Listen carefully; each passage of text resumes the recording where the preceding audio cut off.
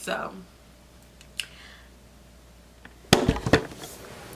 what's up, y'all? It's your girl Brianna and I'm back with another video. I am back. I really can't even see what I'm doing, but I'm back with another video. Make sure you like, comment, share, and subscribe. Tag a friend, let them know that we are getting healed over here. We are good vibes only. We are growing, expanding, flourishing, and elevating. Period. So we talking about my self-care weekend. So let's just talk about what self-care is. Self-care is caring for yourself, doing things that make you happy, that make you feel good, that just uplifts you, empowers you, strengthens you, things that you benefit from, right? So for me, I'll be doing my self-care weekend once a month. I'm planning them out in advance so that I already know that this is my weekend. I'm letting the people around me know, like, this is my weekend. When I check in or whatever I'm doing, like, I let them know, like, okay, I'm putting my phone on Do Not Disturb, like, I'll talk to you later, because it's really about me, and that's okay. Like, that's okay. This is my first one, so I did get me a hotel. Okay, everybody, I want to show you my room. So it's not that big, but it's just me. So this is the bathroom, your basic bathroom. As you can see, I already been up in here. This type of shower head, which is decent. It's not I would like a stronger pressure though. Get my essentials, you know, hygiene products. The desk. I got a king size bed, a little chair, and this is my view. I'm on the 10th floor, so Target is right across. I'm next to the Oak Brook Mall. It's a really nice day out. Like, it's hot, so I'm in the air. Some chocolate I melt. No, just kidding, but for real though. I took myself to breakfast. So I just ordered my food. I have a veggie omelet, some bacon, hash browns. I'll show you a picture once it gets here. And it's pretty decent in here. It's not busy like I thought it would be. I'm kind of nervous being here talking though, so bear with me. I'm looking a little crusty. I forgot my lip gloss. Okay, as you can see, my food is finally here. It looks good. It is a lot. These are my favorite type of potatoes, so I'm definitely about to slam. I'm going out for dinner tonight.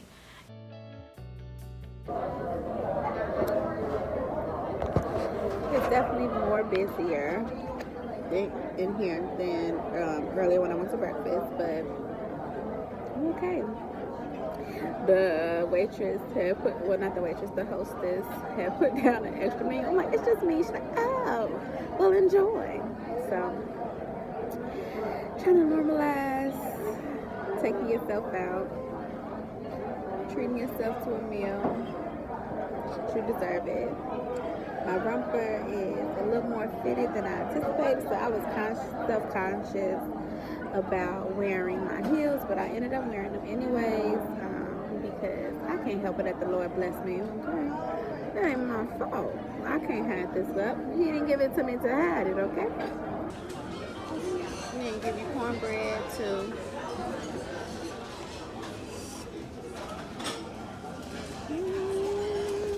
I did some healing activities, and I've been doing a lot of praying, and I just been spending time with myself too. I took me some good naps, like, oof.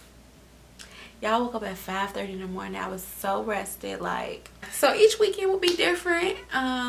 It's really just about doing stuff that I feel benefits me. Like, we don't have time to waste. I'm pretty sure I said that in a video before. Time waits for nobody. We shouldn't either. And we really have to take advantage of every opportunity. I know that I'm my greatest asset. Meaning, if I diminish, what else do I have besides me?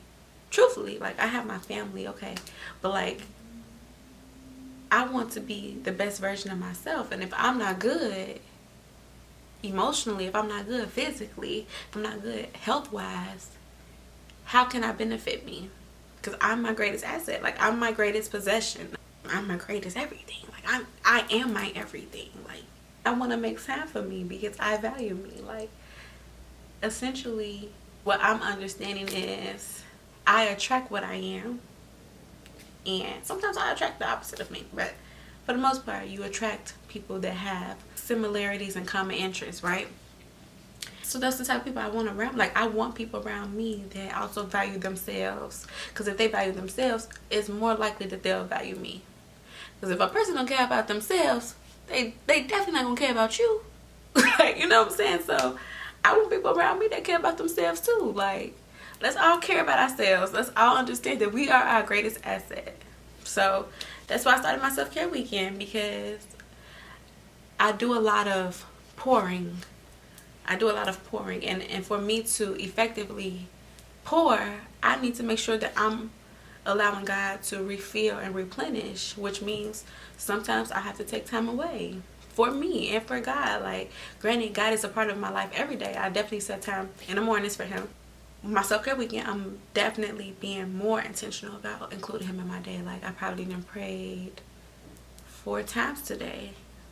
Like, and I'm constantly just putting my burdens on him. Like, I'm just telling him, like, okay, this is what I'm dealing with, but I trust you, you know. Go ahead, take care of that for me. Like, so that's where I am. So some ideas of what you can do for self-care: exercising, listening to music.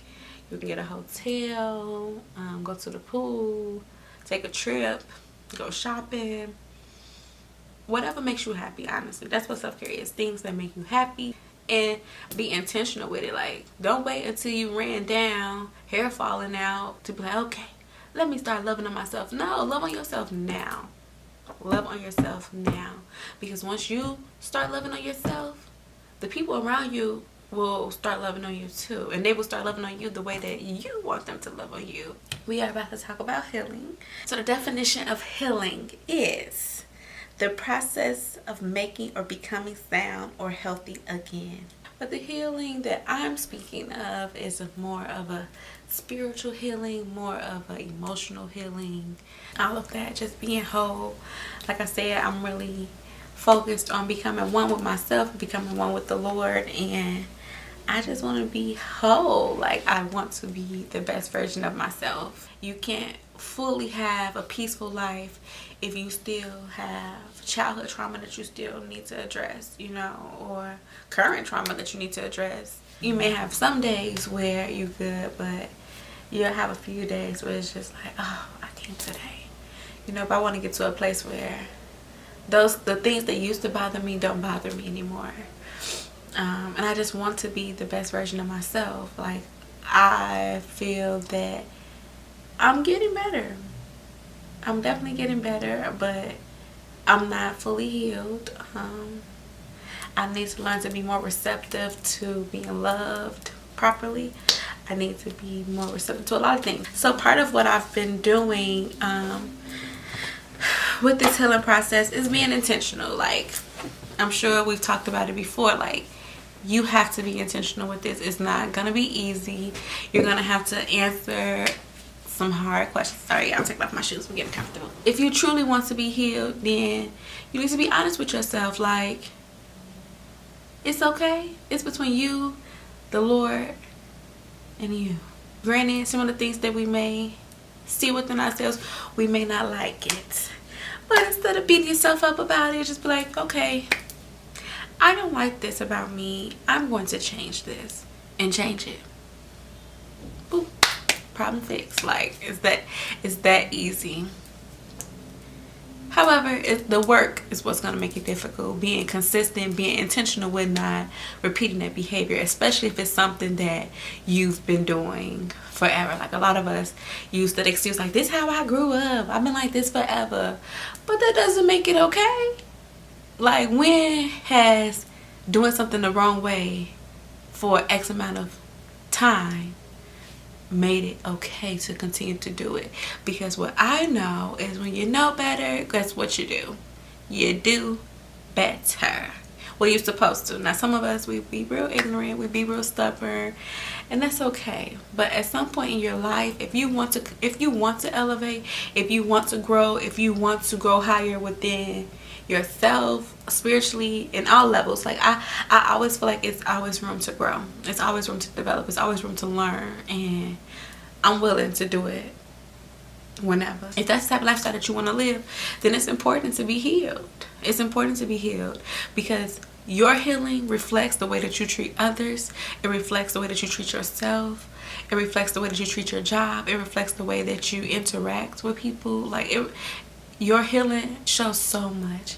Your healing can hinder you, essentially, if it's not taken care of, because something deep down in you is still holding on to you and limiting you, right? So once you heal it and you attack it, you address it, you accept it, and you move past it, now that's something that can't hold you back no more. This is something that no longer has power over me, which is why it's important. And it's hard, don't get me wrong, it's hard, but I think that it's imperative for those that want to elevate, that want to grow, that want to be their best version of themselves. Like, I can't expect to have healthy relationships with men when, if I don't address my relationships with men, I mean from my childhood to where I am now. How has my relationships been with men since I've been a child? How have we interacted? How has it been with my father? Like, things like that, because that all play a role in my current relationships with men. Like, if I'm used to dealing with men that's inconsistent and tell me one thing and, you know, don't follow through, then more than likely I'm going to tend to attract those type of men. But once I make up in my mind and I figure out, where does this stem from? Oh, this stems from the relationship I had with my father. He was pretty inconsistent. Like, how can I heal that relationship with my father, accept it, and move forward so that it doesn't carry over into my husband? You know, because I know that that's not the type of man that I want to be with. I don't want to be with someone who's inconsistent, who's you know, picking and choosing when he's going to interact with me, because I'm not an option, right? Like, now I understand that I'm not an option, and if I am an option, I'm the only option. But as a child, I felt like an option. So when someone else treated me as an option, I'm like, oh, this is okay, because this is how my relationship was with my father, right? It's just important to be healed. It definitely impacts the way you view the world. Like I said, view the world, view yourself, view others, and how you interact with them, how you respond to them.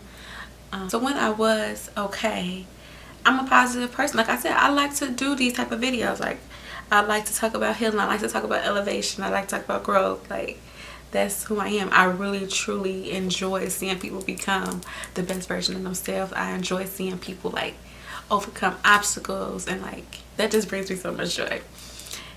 And usually people come to me with their concerns, and we able to, like, talk about it, discuss it, process it, whatever. That was the healthy me. And then some things happened and I was not as healthy, and this particular person came to me for some advice, and I said some stuff, and they was just looking at me like, who is you? Because this is not Brianna. She was like, Bree. She was like, what's going on? Because this is not you. Like, you are so positive. What? She was like, literally, like, confused. And I was just looking at her like, girl, ain't too much positivity going on these days. Like, I was in there, y'all. I was stressed out. But I appreciate that, because that checked me, and that let me know that, Brianna, you thinking you got this under control. Like, that was my way of dealing with the situation, but not dealing with it. Like, there was a lot going on, and instead of addressing it, I ran from it. I hid it. I pretended as if it wasn't there. And because I really didn't take the time to heal and evaluate what was best for me, when somebody asked me a question or asked for my opinion on something, I gave them real negative, condescending, and like just negative response. And that's not who I am. Like, I'm very optimistic. I know that God is good all the time. Like, I know that everything works out for my good. I know that he has good plans for me, you know, so I know this. So for me to give that type of response, it was alarming for her, but that also just showed me that there's some things that need to be healed, Bree. Like, you can't fake this one. Like, I'm used to faking it till I make it, you know. I don't like to address my emotions. I don't like to address my feelings. I just like to sweep it on the rug, keep it moving, because things still need to be done. I don't have time to be in my feelings. But I realized that I have to make time, because if I'm sad and I need to cry, I need to be sad and cry right then and there, because it's gonna come out regardless. Like, it had got to the point, y'all, where I was literally crying pretty much every day, and I started therapy. That's part of my healing process. We meet once a week. We've been meeting for almost a year now. I love my therapist.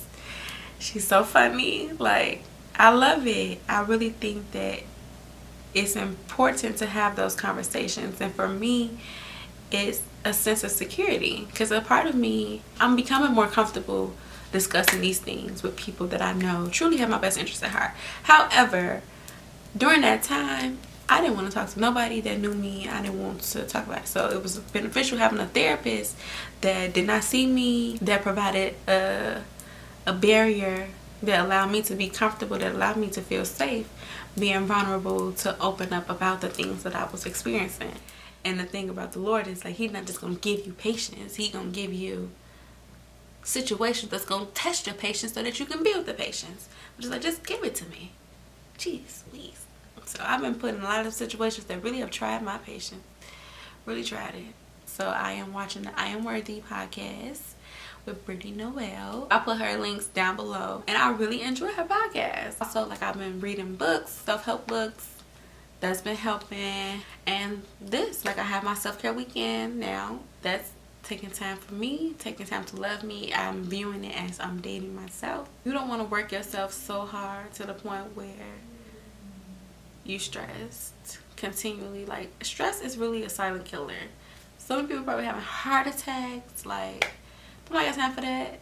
The Lord don't want you to live that type of life. I feel like we've normalized this life of, like, constantly going hard. You can take some time to yourself. It's okay. You can relax. It's okay. Like, really, but understand that, like, when it's relaxed time, it's relaxed time. And when it's grind time, it's grind time. So definitely don't hold back in any aspect. If you about to relax, go hard with the relaxing. If you about to grind, go hard with the grinding. So I want to be able to effectively communicate what I want, what I need. And if someone is not able to do that, move around and not care about how they gonna feel. I know it sounds bad, but not care about how they feel, not care about, you know, because at the end of the day, that was their choice. That's not my concern. I said what I said. Either you gonna meet these expectations or you gonna meet the door. I really hope y'all enjoy these videos. Definitely like, comment, share, subscribe. I'll be back with more videos. Alright, see y'all. Bye.